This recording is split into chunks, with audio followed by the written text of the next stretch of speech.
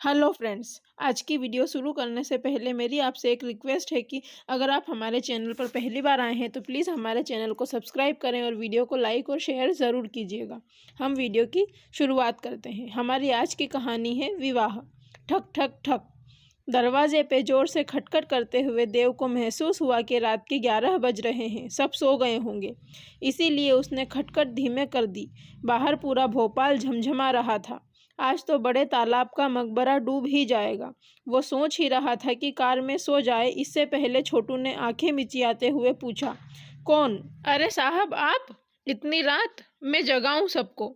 देव ने drawing room में एक तरफ अपना ब्रीफकेस रखते हुए छोटू को पानी का इशारा किया। देव को पूरे 3 दिन बाद देखकर और खुद आधी नींद में होने पर छोटू को समझ में नहीं आ रहा कि वो कैसे स्वागत करे। प्यूरीफायर से पानी लेते वक्त भी उसकी आंखें झपक रही है और पानी की धार कभी कभी गिलास के अगल बगल गिर रही है। जल्दी जल्दी में एक गिलास पानी ले आया, जबकि उसे सिखाया गया है कि पानी ट्रे में जाता है और जग भी साथ रहता है। अब 14 साल का लड़का ही तो है छोटू, गलती करने पर सॉरी भी नहीं बोल पाता। मैम साहब सो गई है, देव ने अंजलि के कमरे की तरफ देखते हुए पूछा। देव कभी अंजलि का नाम नहीं लेते, बस मैम साहब कह के बुलाते हैं। आधी नींद में पानी का गिलास पकड़ाते हुए छोटू ने हामी भरी। आप तो हल्का भीग गए हैं, मैं तौलिया लाता हूँ। छोटू फिर नींद में चला गया। नहीं, तुम जाओ अपने कंबल में, मैं मैनेज कर लूंगा। छोटू को तो जैसे ही इस बात का इंतजार था। क्या बढ़िया आंख लगी थी उसकी। अब जाके फिर अपनी गुलगुली तकिया में घुसेगा। स्टोर रूम में ही उसका कमरा है, जमीन पे थोड़ी ना सोता है छोटू, उसका अपना बेड है वहां पर।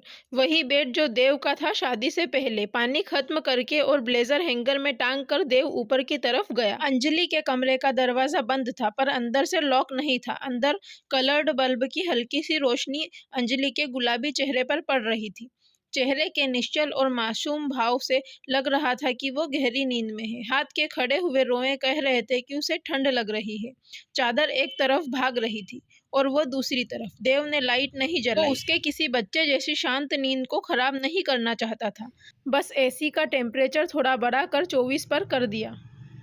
देव ने उसकी आधी मुस्कान से खिले चेहरे को देखा और मन में कहा, इसका क्या दोष है? उसके बालों पे हाथ फेरा और होठों के पास चूम लिया। अंजलि की आधी मुस्कान का चांद पूरा हो गया। उसे लगा कि उसके सपने में किसी ने चूमा है। उसने ख्वाबों में ही करवट ली। मन की किसी इंद्री ने कहा, नहीं, ये स्पर्श तो वास्तविक है। नींद ने कहा, ये सपना है। और उसने एक अलसाई करवट ली। फिर मन ने कहा, नहीं, उसे किसी ने सच में चूमा है। इस उधेड़-बुन में उसकी आंखें खुली। तब तक देव उसके पैर के पास बैठे अपने जूते उतार रहे थे। उसकी नींद काफुर हो गई। उसने जल्दी से अपना दुपट्टा ढूंढा, पर मिला नहीं। आप कब आए? ज्यादा देर तो नहीं हुई? मैं कब से सो रही हूँ, आपने मुझे जगाया क्यों नहीं? पूरे 3 दिन के बाद देव को देख के वो समझ नहीं पा रही है कि वो क्या करे। वो अपना सपना भूल गई है कि क्या देख रही थी वो। उसकी हालत ऐसी है जैसे किसी चीज को वो बहुत देर से ढूंढ रही हो और वो अचानक सामने मिल गया हो। उसकी आंखों की चमक उसकी खुशी बता रही है और आवाज की लरज उसका संकोच। वह अभी पूरी तरह खुल नहीं पाई है देव से। उसे लगता है कि देव ने भी उसे अभी हक नहीं दिया है। अंदर से कई सवाल एक साथ उभरे पर मुंह से निकले नहीं।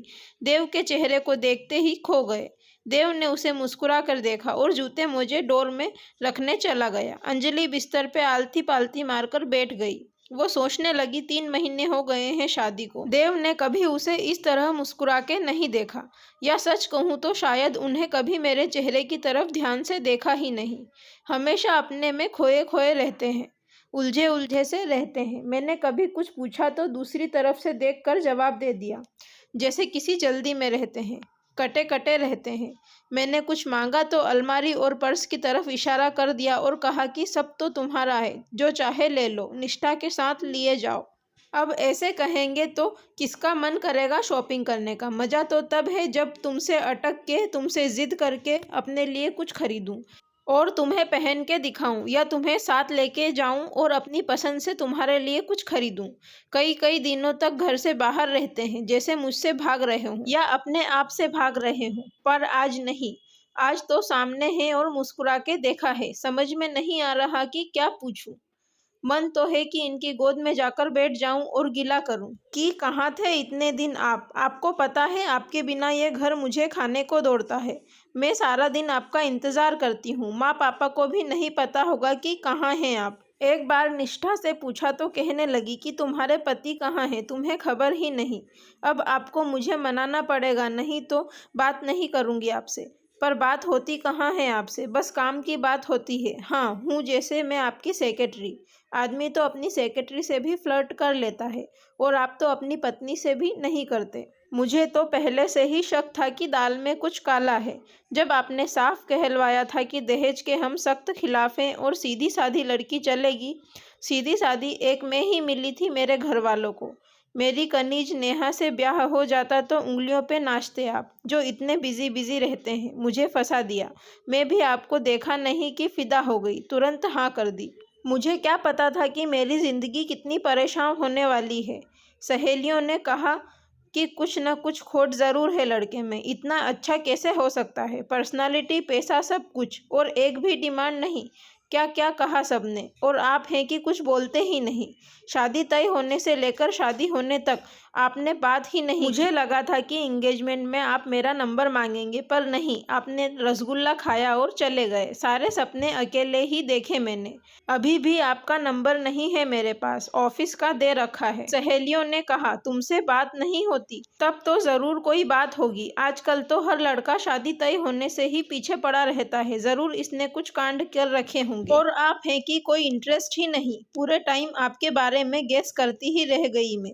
कैसे हो आप, क्या पसंद होगा, क्या पसंद नहीं होगा। एक तस्वीर पड़ी थी आपकी, 100 बार जूम करके देखा। कैसा लड़का है, फेसबुक डीएक्टिवेट है, व्हाट्सएप यूज़ नहीं करता, हद है। आपको परखने की एक एक तरकीब निकाली सहेलियों ने। सारी लड़कियां सीआईडी बन गई। पता करवाया, सबकी अच्छी ही राय आई।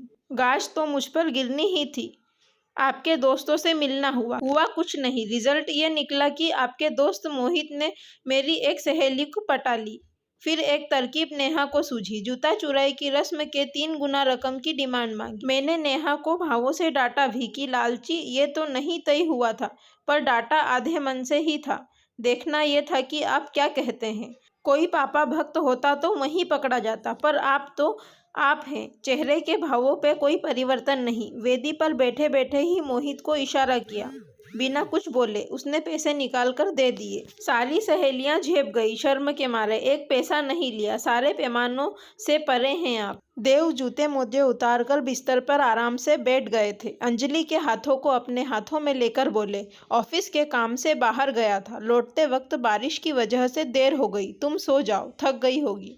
इतना अधिकार पहली बार मिला है अंजलि को। उसने सोचा कि वो सारे सवाल पूछ ले जो रह रह के उसके मन में उठते हैं। उसे लगा कि वो सारे हक जता सकती है। क्या खाक थकी होगी वह।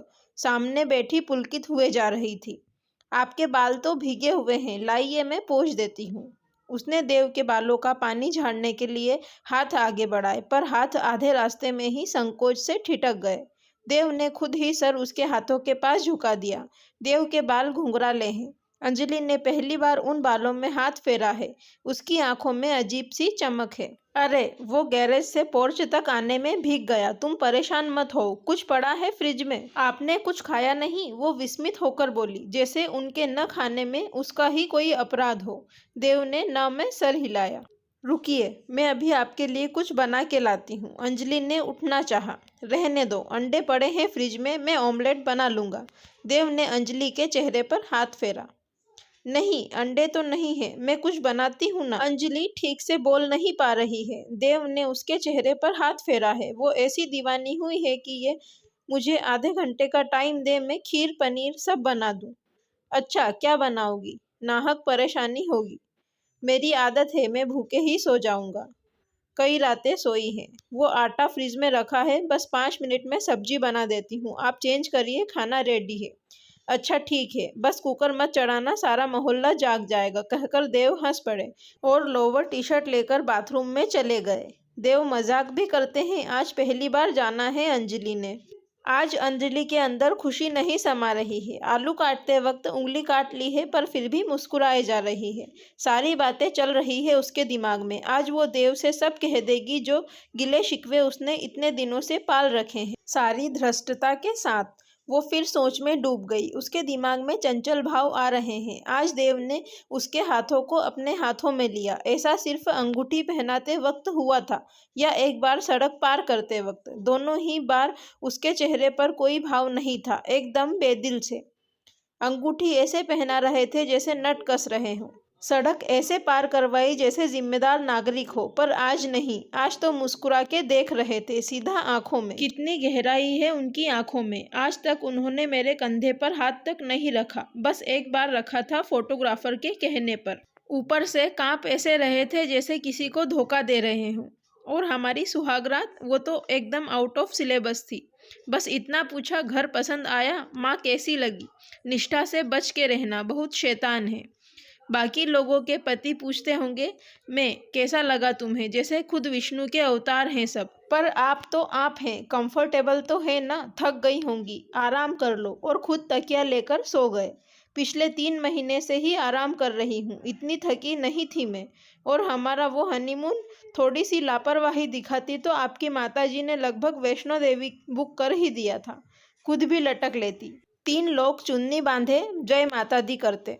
मैंने इच्छा जताई थी पैलेस ऑफ व्हील्स की, पर उस पर भी पानी फेरा आपने। राजस्थान पहुंच के खुद जैसे गाइड बन गए और मुझे बना लिया हिस्ट्री का स्टूडेंट। गोलकोंडा का किला दिखा रहे हैं, मेरी गोल गोल आंखों का गिला नहीं दिखा इन्हें। कौन मरा, किसका मकबरा, इससे क्या मतलब है मुझे।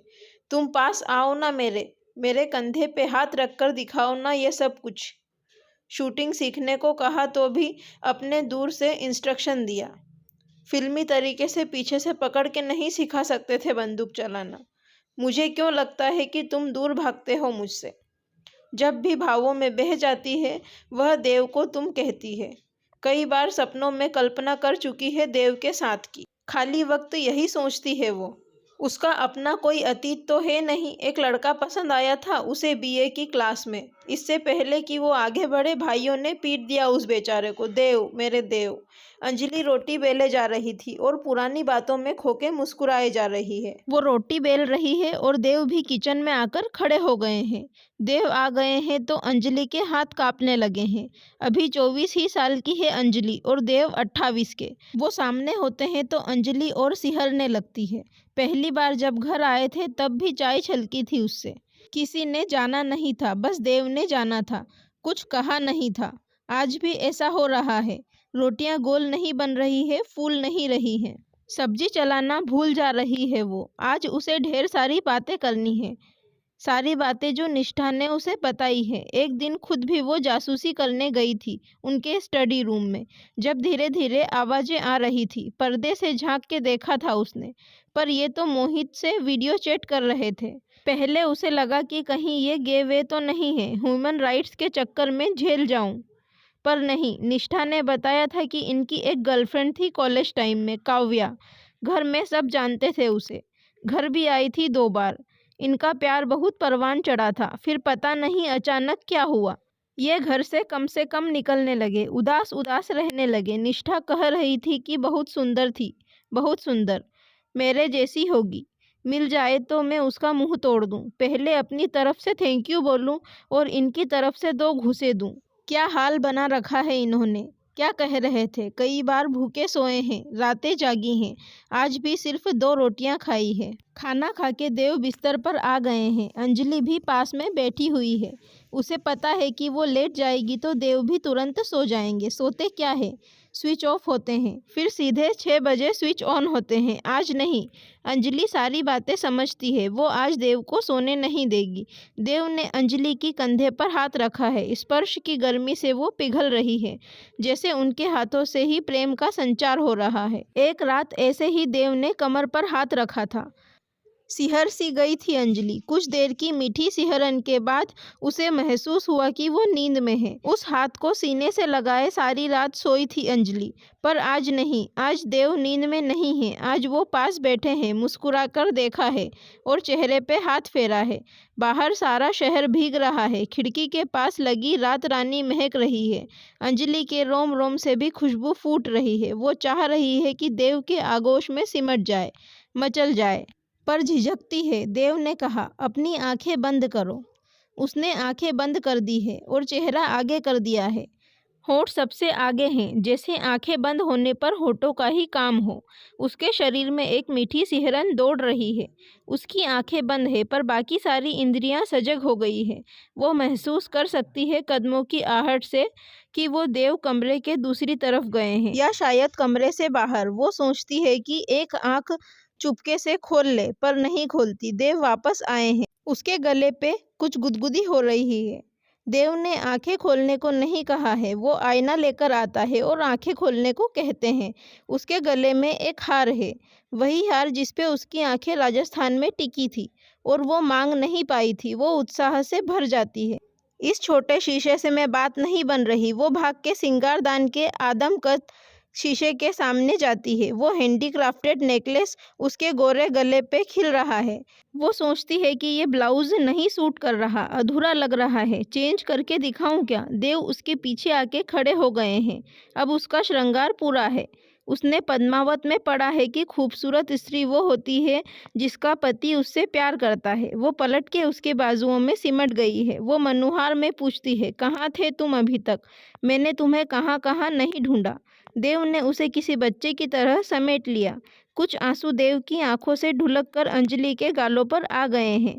सुबह के 6 बज गए हैं। दोनों एक दूसरे की बाहों में बेसुध पड़े हैं। निष्ठा कॉफ़ी लेके आई है, रख के वापस चली जाती है। देव मुस्कुरा के अंजलि की तरफ देखते हैं और कहते हैं, मुझे सुबह चाय नहीं कॉफ़ी पसंद है। अंजलि मुस्कुरा पड़ती है, और आप 3 महीने से बिना कुछ कहे चाय पी रहे हैं और मैं आपके साथ बैठ के चाय पीती हूँ कि आपको अखबार पढ़ते देख सकूं। देव हंस पड़ते हैं। पता है आप पे ब्लू शर्ट बहुत जचती है, क्रीम मत पहना करिए। वो जाके उनकी बाहों में सिमट गई है और बच्चों की तरह अटक रही है।